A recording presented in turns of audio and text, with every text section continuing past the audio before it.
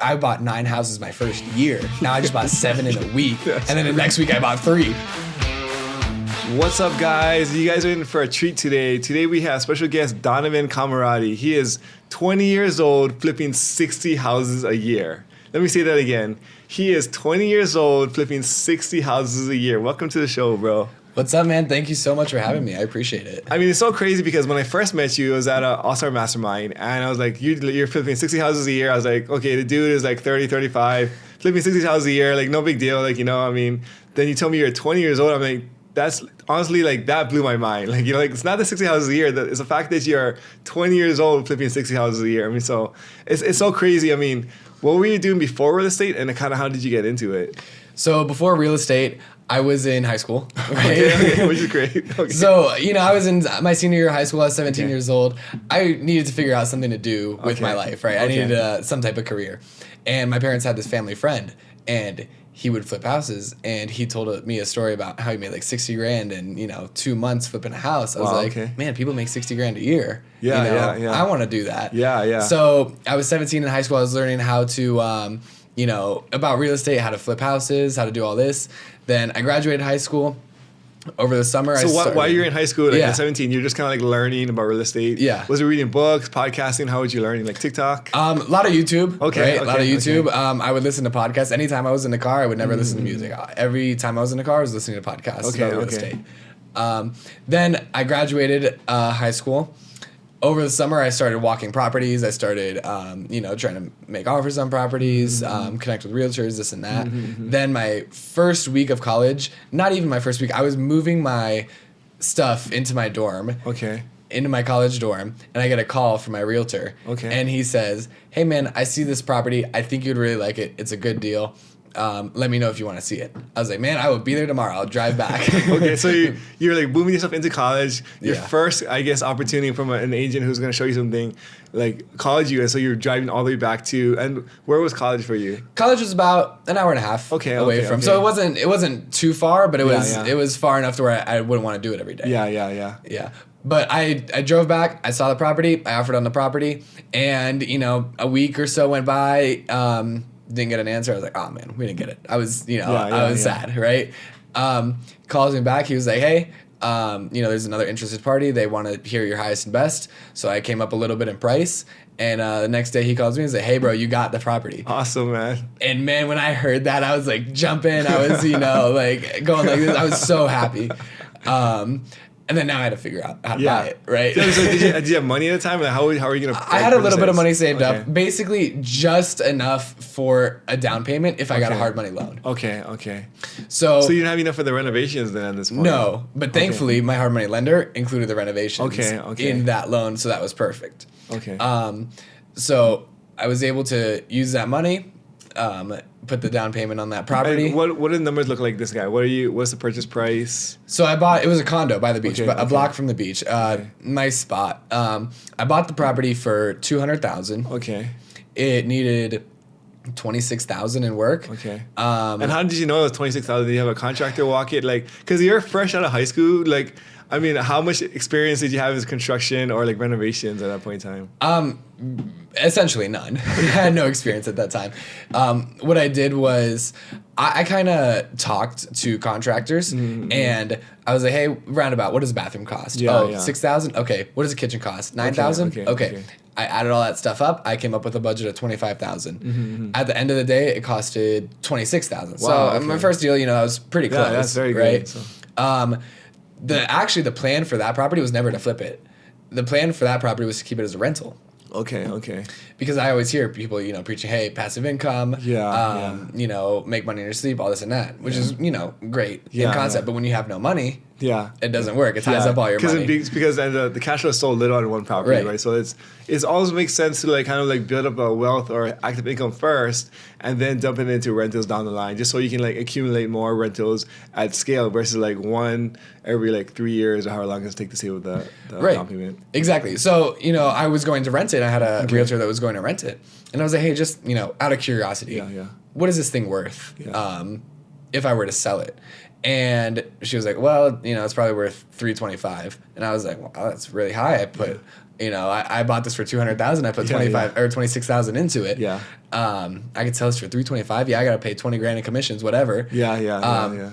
End of the day, she was wrong about the $325,000. It was really like $295,000. Okay, is what it ended up selling for, which was still great. Yeah. And I had to pay commissions. I had to pay closing costs, interest, whatever. Fine, flipped it. I think I made I want to say like $27,000.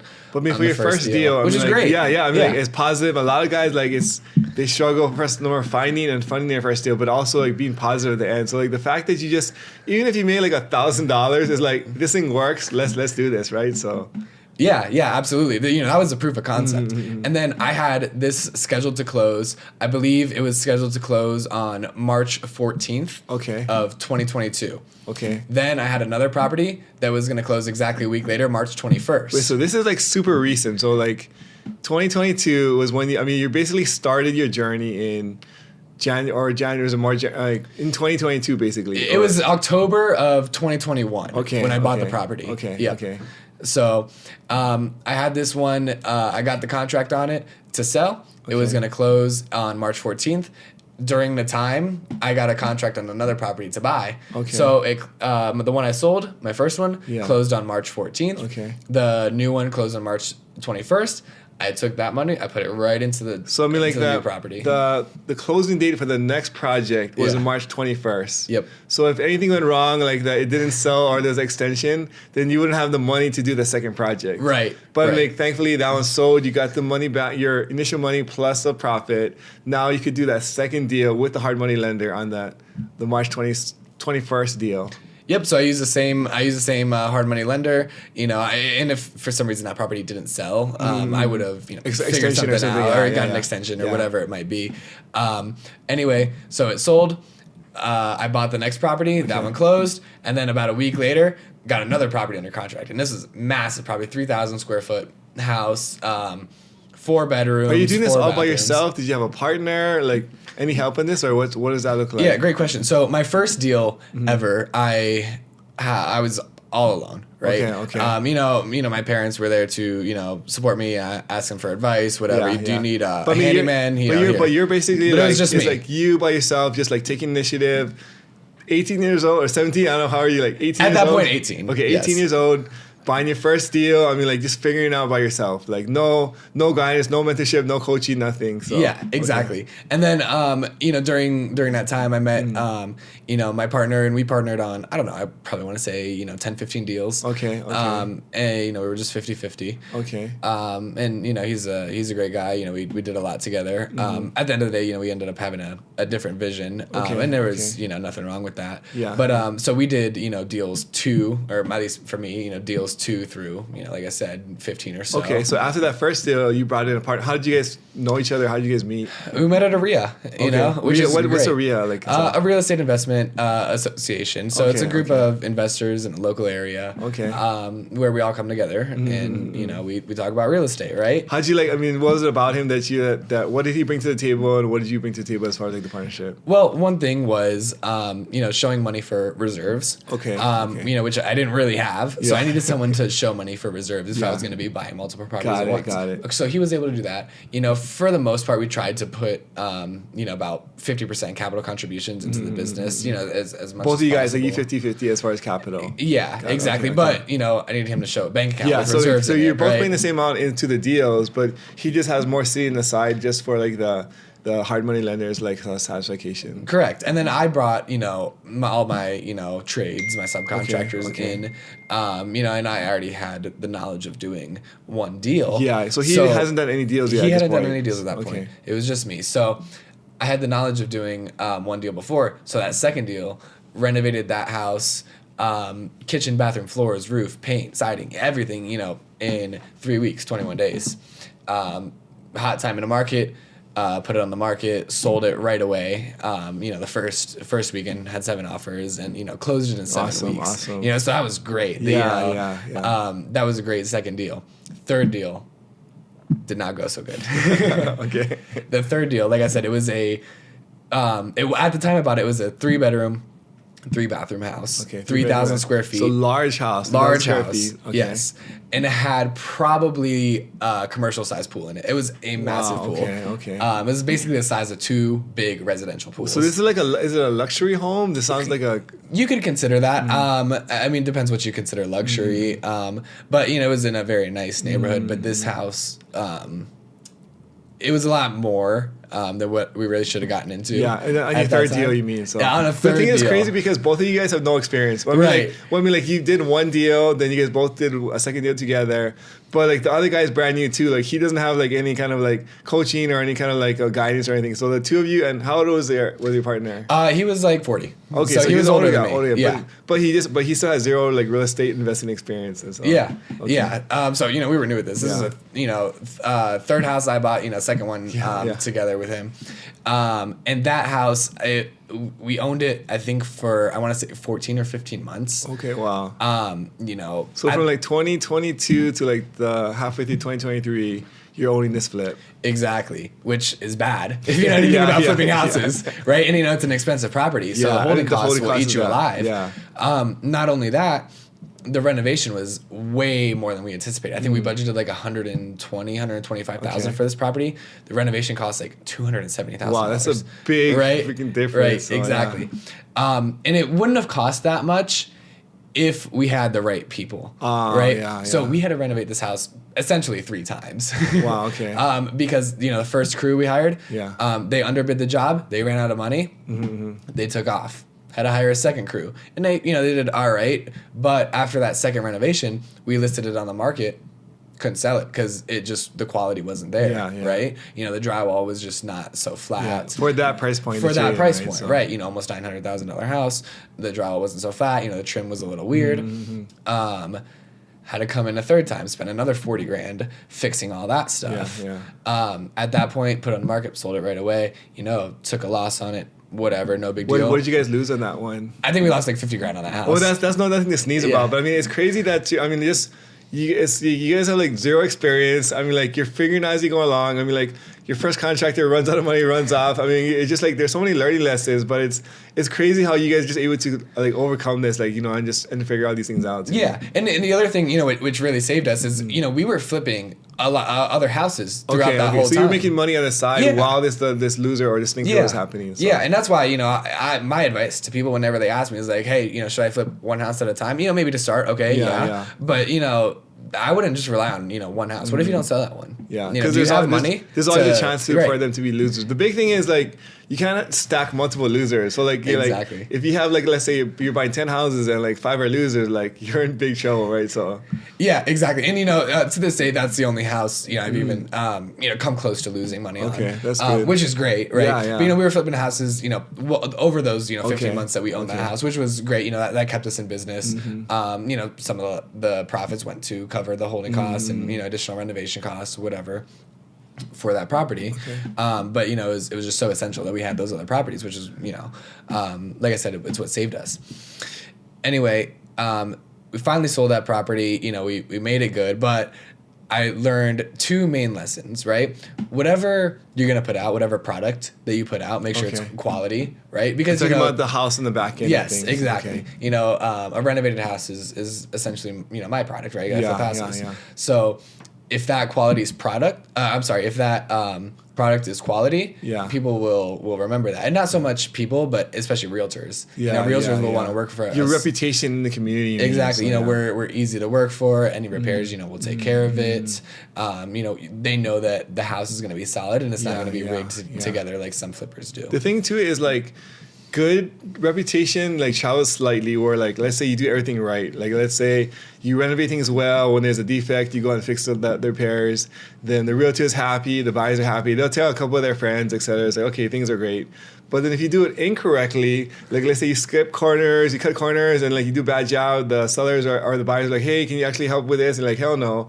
Then like the realtor is gonna tell all his friends, and they're gonna tell all their friends, and bad reputation spreads way faster than like a good reputation. So like just doing things the wrong way can really hurt you like very quickly, I feel like, in the space. Yeah, absolutely. And you know, that's one thing that's very important to me. You know, now it's like I'm not so much involved in the renovations anymore. You know, I got project managers. They're awesome. I love those guys. Yeah. But I'll go in after them, and most of the time they're pretty good. But I might notice one or two little things. Like, hey man, you got to fix that. And they're like, really, bro? Does that matter? I'm like, yes, it absolutely does matter. Because number one, our name's on that. Yeah. And number two, you want to take pride in your work. That's one thing I always like to say is whether it's to my project managers, whether it's to my subcontractors, take pride in your work. Be proud of what you just put out. I mean, it's crazy because like, how do you hold contractors accountable as like an investor or like especially being on the younger side? Do people take you serious, or like, do you ever have a problem as far as like people like not like wanting to listen to what you have to say? Well, a lot of people ask me that, and people take you serious when you're signing their checks, right? Yeah. And that's the thing is like, when I maybe didn't have a beard, I had longer hair, I looked like an 18-year-old. But you sign someone a $40,000 check for a job, they're like, okay, yes sir. Which is good. Mm-hmm. But the other lesson that I learned with that one house was the people that you have in your business will literally make or break you. If you have, especially in flipping houses, the contractors, a lot of times are the backbone. If you got good contractors, they will make you a lot of money. Mm-hmm. If you have bad contractors, they will cost you even more money than they make. True. Yeah. So it's very we now after that we vet contractors. So how many projects did you do like that first in 2022? I think that first year, 2022, was like, I want to say 9 projects. So brand new to real estate, your first year, you finished your first one in March of 2022, and you guys did 9 flips that first year. Yeah. So, okay. Yeah. And then, second year, it started out a little bit slower, but then, my vision for the company was always to do, 120 or so flips a year, plus or minus. Did you always because when you first started, it couldn't have been like, I wanted to do 120, or was it like when you were 18 doing your first one? How did where did like that transition from I want to do like the first one to like many, like how did that occur? Honestly, that transition probably happened because what I did was my thinking was like, okay, hey, can I flip a house and I make 40 grand on it? I could flip 3 houses a year and I would have a good income. Right? Like flip 3 houses a year, make $120,000. Like that sounds like a great life. So. But then I flipped my first property, and in the middle of flipping that, I was like, I could do a lot of these at once. Mm-hmm, mm-hmm. I'd have to figure it out, but I could do a lot of these. Mm-hmm. So in that time, I was like, hey, I want to do 100 a year. That's a nice, flat number. So that's a lot, right? In the very beginning, you're like, I want to do 100 a year. Yeah. And that was always my goal, basically from the middle of my first flip. That was the goal. That's crazy. Okay. Yeah. I love it though. So, you always say like, you hear people say, start with the end in mind. Yeah. That was my goal for that. So halfway through the very first flip, you're like, I want to do 100 of these a year. Yeah. Okay. Yeah, absolutely. And now we're, a little more than halfway there. Okay. And I, my goals, even, from then to now have increased because I can see, how it's possible to do it so fast. That I was like, oh, this, actually is, it's difficult, but it's just problem solving at the end of the day. It's crazy because like you make it sound so simple. Like, it's in your mind, I feel like it really is very simple, right? But so many people struggle with just like getting their first deal or flipping their first house. Like they spend like years and years learning education, like, oh, what should I do? And like that after like 5 years, like, oh, they did their first flip. Like, like you're like, dude, like first month, the 1 flip, next month, 10, and then like the next year like 50. It's just insane to see like that, how quickly you're able to like just kind of like get things done and scale. Yeah, absolutely. And the whole thing is your mindset, right? Mm-hmm. It's like, hey, am I gonna do 100 flips? Okay, maybe I fall short. I do 60. Mm-hmm. Cool, right? That's still pretty good. Versus like, oh, I want to make 1 flip, and it's tough. I always ask people ask me, like, how do you get so many deals? I was like, well, I make a lot of offers. Yeah. I was like, and they were like, I can't find a deal. I was like, how many offers you made? People were like, oh, I made 2 last month. I was like, well, that's why you didn't find a deal. You got to make a lot of offers. I always try to make, and this has changed a little bit, but I always used to try to make like 80 to 100 offers every week. Okay. I'm sorry, every month. I used to try to make 80 to 100 offers every month. Okay. that would usually get me when I was starting about 2 deals a month. Okay. So out of every 40 offers, you get like one contract. Now I've gotten much better leads. Okay. I'm making fewer offers. I'm getting more deals. Okay. So now I'm getting an offer accepted about every 5 offers. Wow, that's really good. Yeah, which is a great conversion rate. But it's because if you put the experience and like you have like the skill set has grown. Yeah. So it's kind of this thing of leverage where like if you're not very good, you have to work way hard to create the same result. But as you get better, you can actually work a lot less to get the same result, which is, I mean, like it's just like as you grow and develop yourself, you're just able to accomplish more because of your own skill set. Yeah, exactly. And you know, when you're in it every day and you're looking at houses every day, the deal of a lifetime will come by. Once a month. You know. Yeah. Versus if you're not really dedicated, you're not really devoted to it, you're just kind of like, oh yeah, that's a house on Zillow. I'll go look at it, and you know, next week when I'm available, someone else is gonna buy it. It's gonna be gone. You know, you're not gonna find a deal doing that. It's so true. I feel like when you kind of like immerse yourself into this world of just like your market or your real estate, it's like you see everything, and it's always like this. The subconscious things happens where you're picking up things where you wouldn't normally if you're just kind of like casually looking at this thing, right? So like if you spend let's say like 3 or 4 hours a week in here over the course of let's say like 50 weeks, you spend like 150 hours like total in the year. Versus you just like, take the 150 hours and you just put it all into like 2 weeks, like you'll get so much more like return from like that focused effort. Yeah, exactly. Well, you know, like let's relate it to basketball. Like you can never make a shot if you never shoot the ball, right? You can never score points if you never shoot the ball. So that's the thing. It's like you have to make a lot of shots in order to score. So that's basically the mentality I had. So I love it. So I mean, like you're scaling into like from those 10 into like the 50. What did it look like from? Is there a reason why you didn't stick with the same partner through like what happened with the partnership? So you know, my mindset was when you guys first started, did you tell your partner, hey guys, I mean, hey, what was his name? Tony. Dave. Okay. Yeah. Hey Dave, we're gonna do 100 a year. Was that like, were you guys on the same page with that? You know, we mentioned it. And we mentioned growing, and you know, we set goals. We were like, hey, you know, let's do 25 a year. Okay. You know, a realistic goal. If you fall short, you know, maybe we do 20. Okay. You know, which is great. The thing is you know, some people, and this was me originally, was, hey, I want to do, you know, a few flips a year, make a few $100,000, and you know, be done. My mindset changed to, I want to make millions, right? And I think just those things didn't line up. You know, again, nothing against him. He's an awesome dude. You know, we still talk from time to time. But you know, it's a different mindset, different strategy. And you know what? It's, you know, me too. Like I'm young, right? You know, I don't have, you know, kids or anything that I have to provide for. You know, he had 3 kids. You know, and maybe something a little more consistent and not so risky. Was better for that. You know, for me is like, hey, I'm very comfortable with big swings in my bank account, right? Like I'll have no money today, you know, I'll have, you know, a lot of money tomorrow. That's not such a big deal for me because I never really knew anything else. Someone, you know, maybe if they have a W-2 job or something like that, they are used to having a very consistent amount of money in their bank account. And with flipping houses, you know, it's never like that at all.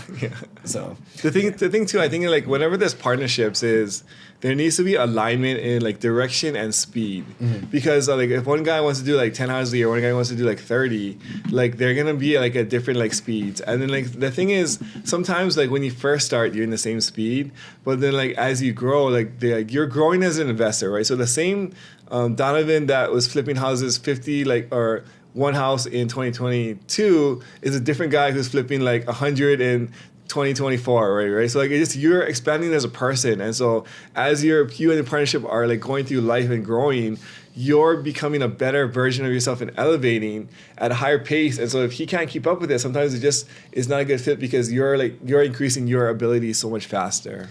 Well, yeah, absolutely. You know, you're always growing. You're always finding new things, you know, learning new things, you know, different little tricks to the trade, whatever it might be. But yeah, you know, if you're not constantly improving, you know, you're doomed to fail. So, yeah, absolutely. It's also interesting to me because like when you're solving problems, there's a big difference between solving 100 flips a year problem and like 3 flips a year problem. Like, you know, so like the thing is like if your goals are 100, you're gonna view like the way you delegate work, the way you do things like very differently because the way you solve that problem is like you can't work in the business like all do everything yourself. You have to delegate, you have to do different things. Versus if your goal is 3 a year, you can just kind of like cruise and like do everything yourself, right? So just the fact that you're already thinking about the 100 is like you're solving a different problem than the guy who's doing 3 a year. Yeah. Well, that's what's so important about starting with the end in mind. You know, because if I know I have a certain goal, I can work it backwards on how to get there. So okay, if I want to do 120 flips a year, that means I have to do 10 a month, right? We got 12 months. 10 times 12 is 120. So then I need to make if I get one offer accepted for every 5 offers I make, and I want to get 120, so I have to make 600 offers or so to get that 120. Okay. Then that means I need to go walk probably 800 properties to make 600 offers to get 120 properties, right? And then I also need to figure out how much money I need to raise. I need to figure out what team I need. And you know, you start with the end in mind, you work everything backwards. It makes it a lot easier, in my opinion.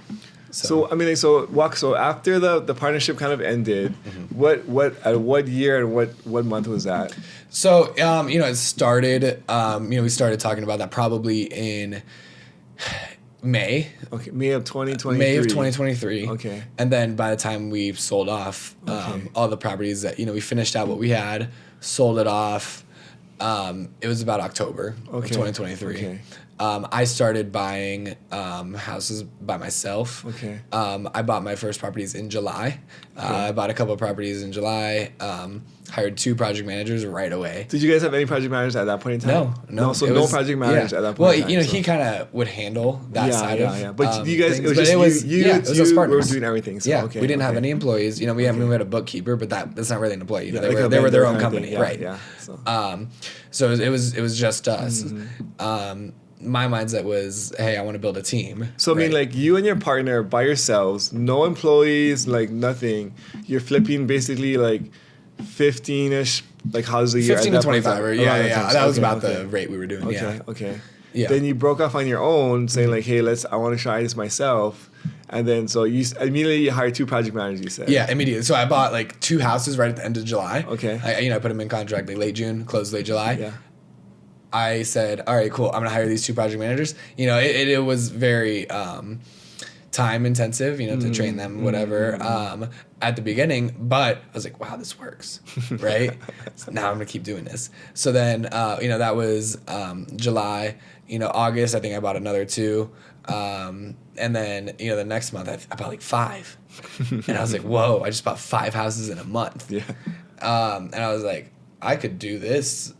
Now, you know, it wasn't that hard to buy 5 houses in a month. Yeah. I was like, wow, if I can raise the money, I can find the deals. Now I have the manpower to renovate it. So this is like a legit business now. Yeah. Right? Yeah. So, and it did happen faster than I thought, right? You know, I thought it'd take me 5-7 years to be. That's what would take most people. Like, but what do you think? What is it about? Like, is it you, or what did you figure out to kind of like scale or do things so much quicker than like a normal person? Delegating. Delegating was literally the biggest thing. And, you know, I was kind of a little bit scared to do that. At first, I was like, you know, they're not going to do it right. They're not going to do it how I'm going to do it. They're not going to do it as good as I'm going to do it.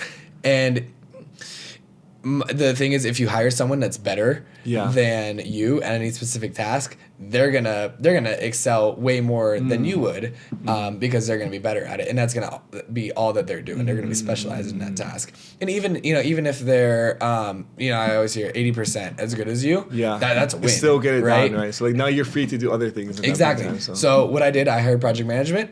And not because I didn't like it, but that's not the money-making activity. When you flip houses, the money-making activity is not project management. The money-making activity is actually finding more houses to flip, right? Because you make your money when you buy, and you just realize it when you sell. So I was like, okay, if I can hire project management, I'm going to go make more offers and get more deals, keep those project managers working, right? That's exactly what I did. Worked out fine. I was buying like, 5 a month. Now, like 2 weeks ago, I just bought 7 houses in a week. Awesome. Freaking awesome, man. I love it. So, and I was like, wow, this is like, I bought 9 houses my first year. Now I just bought 7 in a week. And then the next week I bought 3. So I bought 10 houses in 2 weeks. When my first year flipping houses, I bought 9 houses a whole year. That's freaking awesome, man. So I was like, wow, so this is a legit business. Let me treat it as a legit business. What does your team look like now?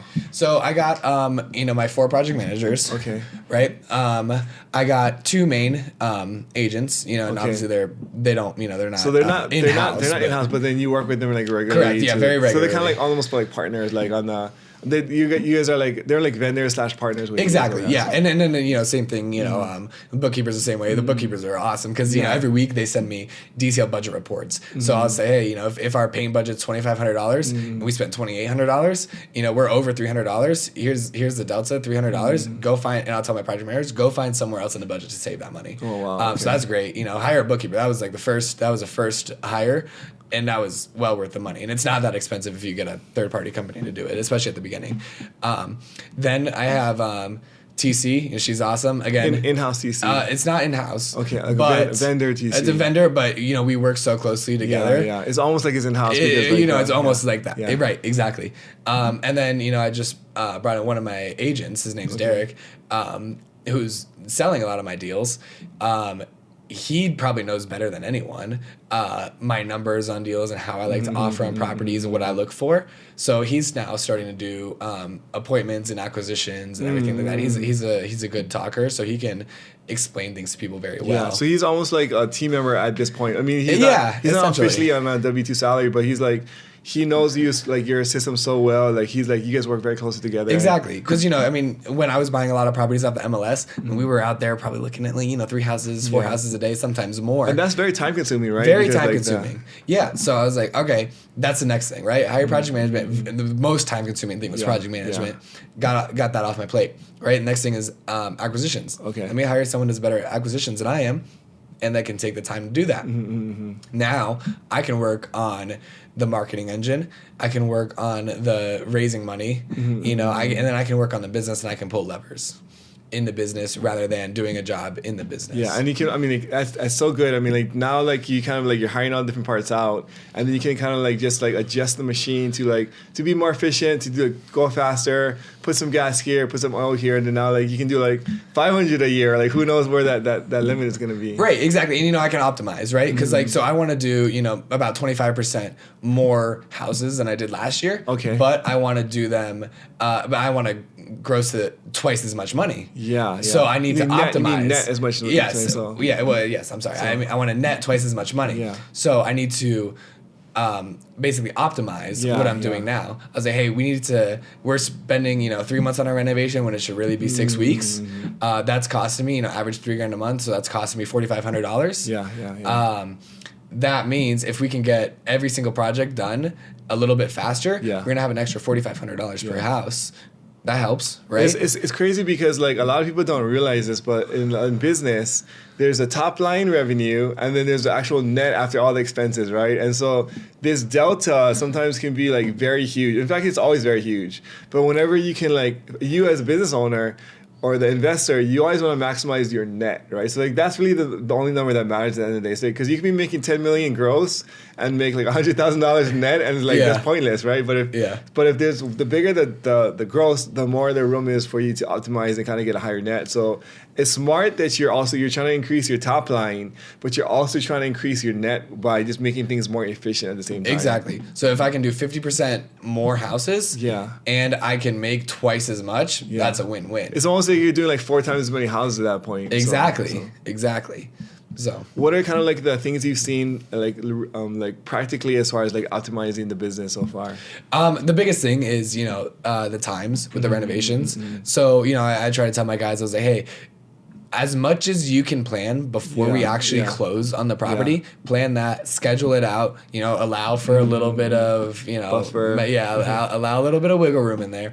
But the more you can plan, your renovation before we even take ownership of the property, you can start the day after we close, and you know, if everything goes according to plan, you can finish a whole house 30 days. It's, you know, if everything goes right, you can finish a whole house renovation. So time of the renovation is a big lever that you can pull. That's a huge one. That's probably the biggest one right now. The other thing is, you know, marketing, changing up our marketing, getting our cost per lead down, getting our cost per contract down. You know, right now, you know, I've started some new marketing, so that cost is a little bit high because you know we're not converting as much because we're still trying to optimize that. But once we are in it for a few more months, then I think I can optimize that even more. What kind of marketing are you guys doing? So I'm doing, you know, Facebook ads right now. I'd say, you know, probably a good 75% of my deals I buy from wholesalers because I'm just out, you know, I'm out there going and making relationships with wholesalers, you know, going to meetups, whatever that might be, making these relationships with wholesalers. But these wholesalers, you know, I'm bidding on a wholesale property against other people. Versus now if I'm going direct to seller, I might be bidding against some other people. Typically though, from most of the sellers that I talk to, I'm, you know, the only one that they're talking to, which is great. So, I mean, it's more work to do direct to seller, though.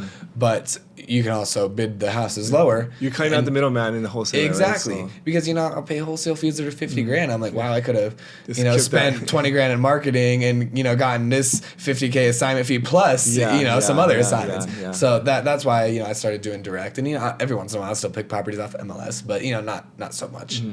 So, I mean, like, what did your day look like when you're first starting out as opposed to, like, what it looks like today, you know?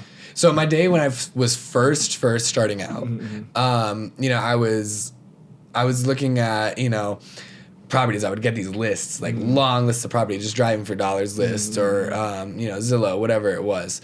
Get these lists. I'd cold call them. I hated cold calling. I never got a deal cold calling. You know? So after that, I was like, all right, let me figure something else out. This sucks. So then I started looking at MLS houses. So I was looking at houses all day, driving to houses, walking in with the realtors. And how long were you doing this before you got your first deal? I was doing that probably, I want to say like 5 months or so. Before I got my first deal. So 5 months of like just grinding before you got your first deal. Yes. Yeah. Yep. So then I you know, I was walking properties. Then I got a one under contract. So then I had to figure out, okay, I got this, you know, main guy that can do most of the renovations. And how did you find this guy? He had done some work in the past for my parents, you know, like handyman work. A friend. So it was just like, you know, someone I knew. Which was great, right? And then I had to find, he didn't do everything, right? Like he didn't do flooring, he didn't do countertops, he didn't do electric. So I had to find those 3 things. So I went to a flooring store and I was like, hey, do you guys have any installers? Hooked me up with an installer, right? I went to someone else who was flipping houses, like, hey, man, do you have an electrician I could use? And they're like, yes, absolutely, here you go. So, you know, I found things out that way. And that was a lot of my time finding people to do the work at the beginning. Then once I had the people to do the work on my second flip, I was at the house every single day. My like first project flip. management. I was like, hey, you know, I'll go to Home Depot for you guys. What do you guys need? Just stay here working, and you can finish faster. That's so smart because like you know one of the biggest things I see is like guys going back and forth between Home Depot and like it's such a huge waste of time. So when I was first starting to when I first started, I was like trying to do the work myself. So I experienced that, like you're trying to do some plumbing, like, oh, I'm missing the wrong piece. So you go to Home Depot, buy that one piece, you come back, oh, okay, oh, freaking now there's another piece. And it's like that time is like such a killer waste. And so what I actually ended up doing was like, I went to Home Depot and I bought just like a crap ton of like electrical and plumbing supplies. Just have like these bins of just like parts that I knew like may or may not fit. And so like when I go into like so I'm like, I still like, I had just like all excess, but just to save the time, like the trips, like, you know, but it's so smart that you actually you guys stay working. I'm going to take the wasted time going back and forth at the Home Depot and then keep you doing like the valuable work. So like project goes faster. They're happier. I mean, everything's more efficient. And I, you know, at the time that was, you know, a good use of my time. You know, obviously now that would never be a good use of my time. But at that time, you know, that was the only projects I was doing. You know, that's what I was devoted to.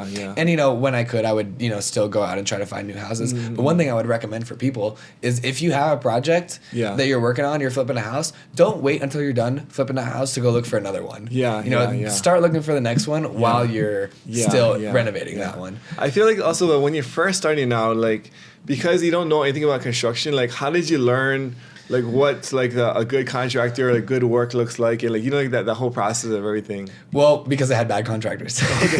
So I learned what bad work looks like by seeing it in my house, right? So I was like, hey man, that doesn't really look right. You know, can you fix that? And you know, I also talked to other subcontractors, and I'll be like, hey, like, you know, if you're a cabinet guy, do you prefer that the painters come before you, or do you prefer they come after you? You know, and I kind of had to figure out an order of operations. I mean, obviously some of it's common sense, like do the drywall before you paint. But you know, some of it is like, hey, do you do floor before the cabinets, or do you do cabinets before the floor? You know, so just talking to other subcontractors, see what they like. That's how I, you know. So you're having like a lot of conversations. So the thing is, like, while you're doing your first few projects, like you're at the project, you're learning, you're having conversations, you're asking things about things. It's like, it's almost like your education is just having the conversations with the guys who are actually doing the work. Yeah, absolutely. That was like, one of the best ways to learn. YouTube's also great for that. You can look it up, but learning on the job is always the best in my opinion, at least. I mean, it's so genius, and so when you first, the also thing is like when you're first starting, what's the best use of your time is not what it's like down the road, right? So like your initial thing was like you're trying to find a few deals, then you're helping your contractors, you're learning, you're at the house, like seeing the projects going through, understanding the pieces, what looks good, what looks bad, all the different parts. So there's a huge learning component in the very beginning. Then now, after you kind of like learned all that, like it's something that you keep for the rest of your life. So once you've had those conversations and you've learned it, like now for the next 60 or whatever years that you're going to be like flipping houses or doing whatever it is, like that's something that you'll always have. And so now you can move on to the next phase of like your career or whatever it is. And so like now you're in the scale phase. So what does like your day look like right now? So once you learn the how to do things, you write them down, you put them in an SOP, a standard operating procedure. That's really important. And then you can hand it off to whoever is going to take your place. Smart. So I can put my order of operations in order, and I can hand that piece of paper to my project managers. I was like, hey, do things in this order, right? It's gonna save you a lot of time and headache. Then a lot of times, even with acquisitions, I'll say, hey, one time I bought a house with a septic system. I didn't know how to septic system. I went to sell that house. That septic system failed. I had to spend $9,000 to put a new septic system in. So now on the acquisition SOP, check if there's septic. If there is septic, get a septic inspection. If there's not, okay, fine, you're good. I mean, and a lot of it too is just like you just have to kind of go through it, right? Like the first thing is like you don't know what you don't know, and so as you kind of fumble the ball or make mistakes or solve problems, you build it into your new SOP. So the next time you go through it, like it's fixed. Like and I always tell my guys, if it's on the SOP, it's for a reason. Probably because it caused a problem in the past, right? So like even in contracts too, like when I write offers on houses, I have all the additional terms in my contract that are protecting me, right? When I have my project managers, when I have them sign their contract when they work for me, it's like, hey, I have a non-compete, I have a non-disclosure, because I don't want you going and working for another flipper using all my stuff, all my trades, all my design packages, all my stuff that you just took from me, and that's because it happened to me. So so if it's in the SOP, it's for a reason. that's so good. That's so good. But I mean, dude, like it's so impressive. Like you're so wise beyond your years. Like who does SOPs at like 19 or 20? Like how did the SOP thing even come up? So SOP is a standard operating procedure, which is basically like a list or checklist of instructions on how to do a task.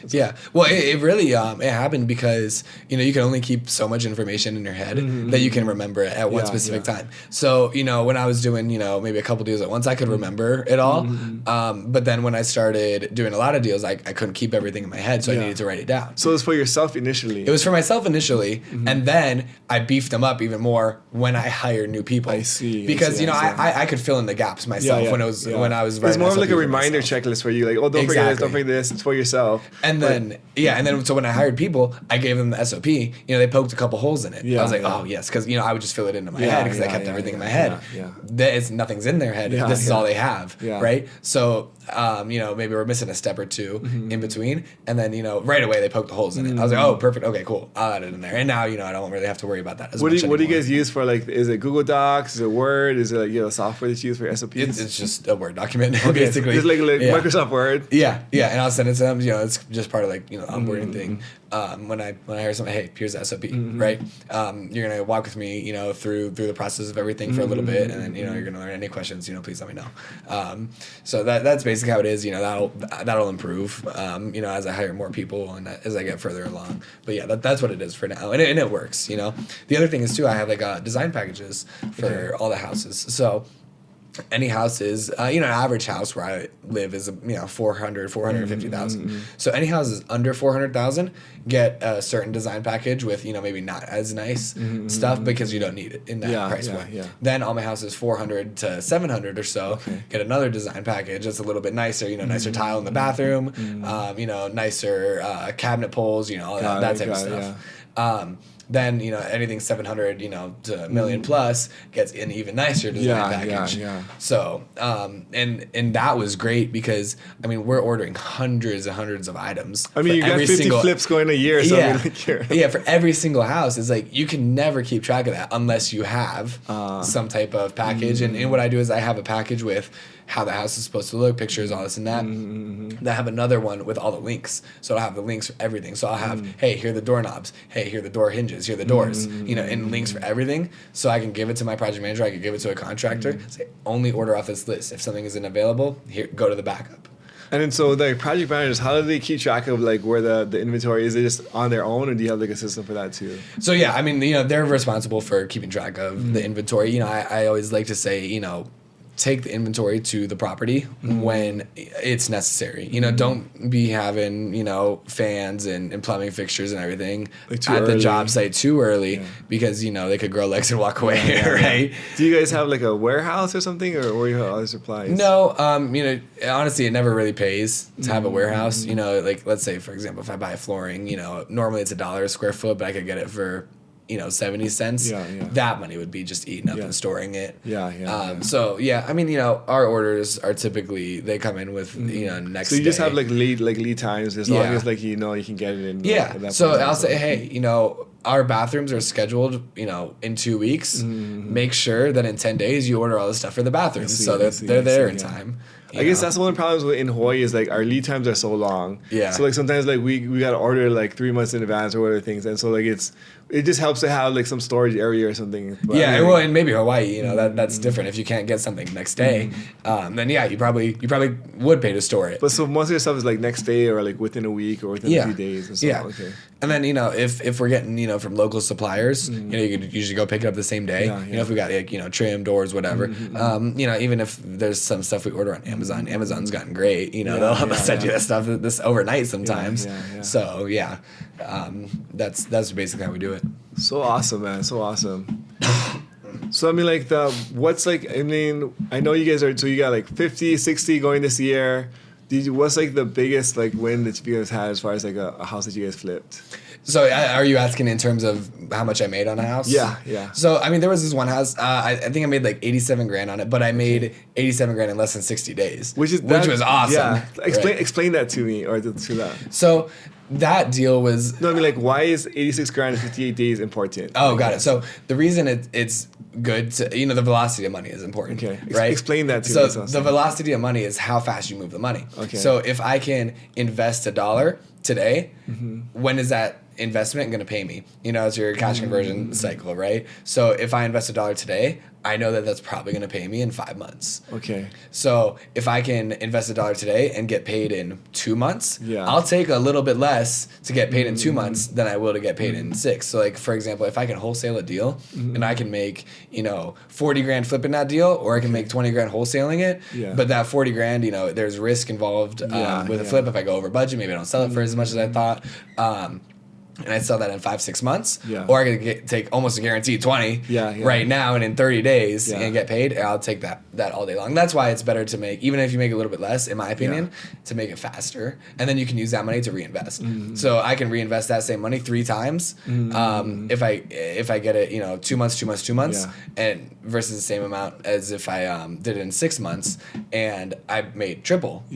Versus making maybe double. I think that it's such an important point that you bring up because whether you're in flipping, wholesaling, or just business in general, you're looking at a contractor, his jobs, and so sometimes let's say his job is gonna make him $200,000, but it's gonna take let's say 10 months for him to realize it, or you can make 50 or in let's say a month. Now just do the $50,000 jobs all day or whatever. So just knowing the fact and the bigger picture of the velocity of money, that should be a factor in the decisions you're making as far as what's profitable and not. Yeah, exactly. Because I know a lot of people do luxury flips, and you can make a ton of money in luxury flips. You can also lose a ton of money in luxury flips. I have a couple that I'm doing. I'd say most of my properties I try to stick to entry level homes or slightly above. It's a little safer, right? It's a little safer. Yeah. You make a little bit less money, but it's easy. You can do those homes with your eyes closed, right? Versus those luxury ones, they take a lot of time in design and planning and layout changes. And then if you have to list, you know, a house at maybe $2 million, you can't really drop it to, you know, $199.99, right? You know, you have to drop it to 1.9. Wow, you just ate $100,000 right there. So, you know, you have to just bid those with that in mind. The other thing you bring up is like the time and energy involved, because it's not just the velocity of money, it's the velocity of how much energy am I putting into this thing, right? So if this thing takes a long time, but it takes maybe like none of my my energy, that might be good. Well, that would be different, right? Yeah. Because what's your dollar per hour? Yeah. So am I going to spend 10 hours on this and make $20,000? Or am I going to spend 20 hours and make, you know, $15,000? I'll take the less money for less time, right? And that's the thing you're always kind of like optimizing for as a business owner, as an investor, right? So like that's just like there's so many things to kind of consider as you're kind of planning and pulling on the levers on your machine. But these are all things to optimize not just like the bottom line profit, but like how much energy and time I'm putting, how long does it take? When you optimize those things, it leads to like a bigger margin like across the board. And you know, if I know a house for some reason, you know, if we have to, you know, fully permit it in the city that we're working in is just not fast with permits, you know, I'm gonna bid that house, not just accounting for my holding costs, right? I'm going to bid that accounting for your time, the cost of not turning that money over into a new project, right? That's a really good point. So sorry to interrupt. So like you guys made $80,000, $89,000 in 58 days. What did that deal? So like $87,000 in 58 days, and that deal, you know, it was actually a very light renovation, and you know, what'd you buy it for? What was the renovation? So that property was bought for $314. Okay. It took like 26,000. Okay, so a very small renovation. Very small renovation. You know, it just needed new flooring, new paint, and then the bathrooms refinished basically. And then, you know, put it on the market. I was thinking it was going to be worth, you know, $480 or so. Put it on the market because a house next door just got listed for $515 and it went under contract right away. I was like, okay, cool, $519. Got $519 for it. Wow. So, yeah. Was that during like the COVID time or like the? No, that was actually that was recently. I sold that property 2 months ago. Wow. So yeah.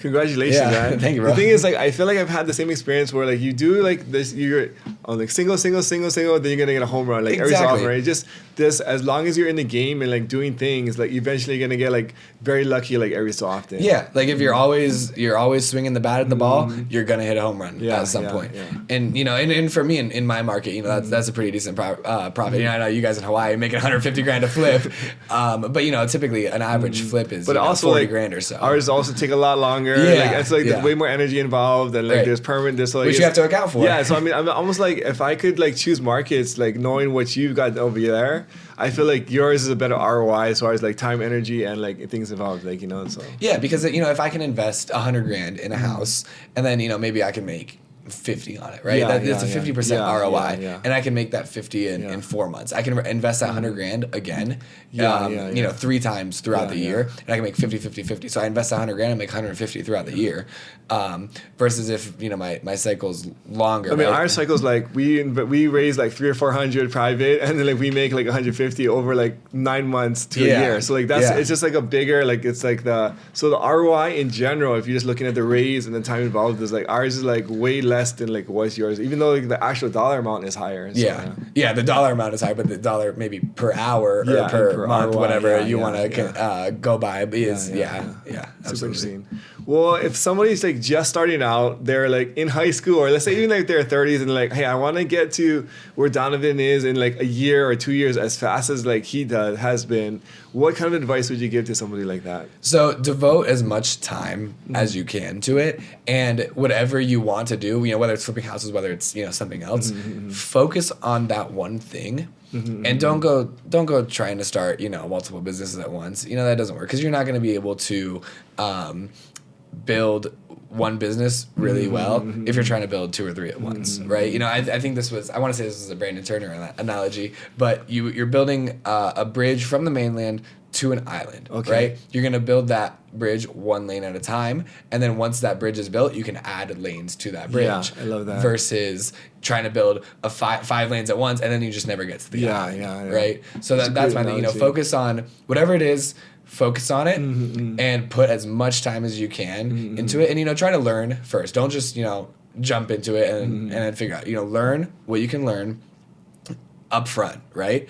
Once you have enough knowledge where you're comfortable, you're not going to get 100% of it. You might get 25% of it. Okay. That's enough. Don't go in with zero. Yeah. Go in with at least 25%. You can figure the other 75% out on the job.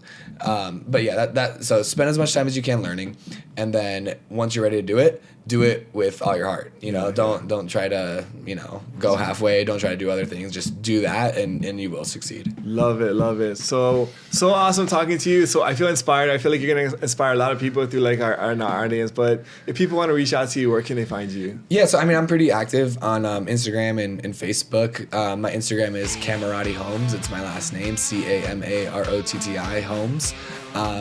Send me a DM, whatever it might be. I usually always try to answer them. So. You had a crazy reel the other day I was watching with a crazy Karen, man. It was so epic. But thanks for having the show, bro. Thank you, man. Thank you for having me. I appreciate it.